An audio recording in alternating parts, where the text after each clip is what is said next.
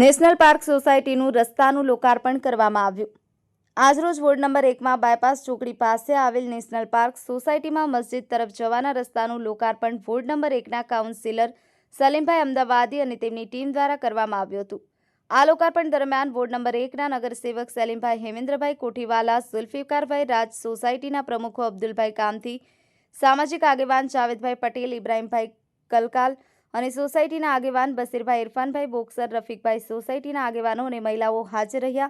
કાર્યક્રમના શરૂઆતમાં તિલવાત એ કુરાનથી શરૂ કરવામાં આવી હતી। આ રસ્તામાં 3.50 લાખ નગરપાલિકાની ગ્રાન્ટમાંથી ફાળવી આપવામાં આવ્યા હતા અને વધારાનું કામ જેનો અંદાજિત ખર્ચ 1,40,000 સોસાયટીના રહીશોએ પોતે ખર્ચ કરી રોડ બનાવવામાં સહભાગી થયા હતા અને રોડ બનવામાં પોતાનું યોગદાન આપ્યું હતું। આ દરમિયાન સોસાયટીના રહીશોએ વોર્ડ નંબર 1ના કાઉન્સિલર અને તેમની ટીમનો આભાર માન્યો હતો અને વોર્ડ નંબર 1ના નગરસેવક સલીમભાઈ, નગરપાલિકાની પૂરી ટીમ અને સોસાયટીના રહીશોનો આભાર માન્યો હતો।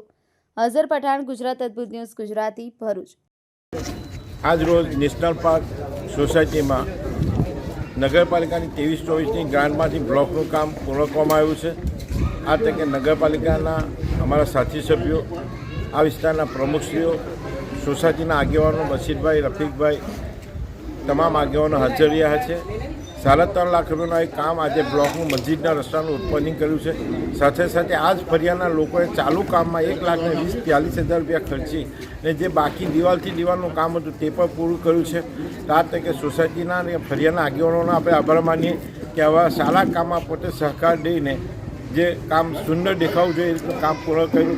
નગરપાલિકાના અમારા સાથી સભ્યોનો, પદાધિકારીઓનો, અધિકારીનો આભાર કે ટાઈમ પીરિયડમાં ગ્રાન્ટ ફાળવીને કોન્ટ્રાક્ટરનું ટેન્ડર કરીને કામ પૂરું કરાવી દીધું। આગામી સમયમાં નગરપાલિકા તરફથી જે પણ ગ્રાન્ટો આવશે આ વિસ્તારના વિકાસમાં, સંપૂર્ણ વિકાસમાં વાપરવામાં અમે ખાતરી આપીએ છીએ। જ્યાં સુધી નેશનલ પાર્કનો સવાલ છે એમાં 1-2 જે પ્રશ્નો હજુ બાકી છે આગામી વર્ષમાં પૂર્ણ થશે એ રીતે અમે ખાતરી આપેલી છે। આ તકે હાજર રહેલ તમામ લોકોનો, પ્રમુખશ્રીનો, નેશનલ પાર્ક આગેવાનોનો આભાર। આપણી આસપાસ બનતી ઘટનાના સમાચાર જોવા માટે ગુજરાત અદ્ભુત ન્યૂઝ ગુજરાતીને લાઈક કરો।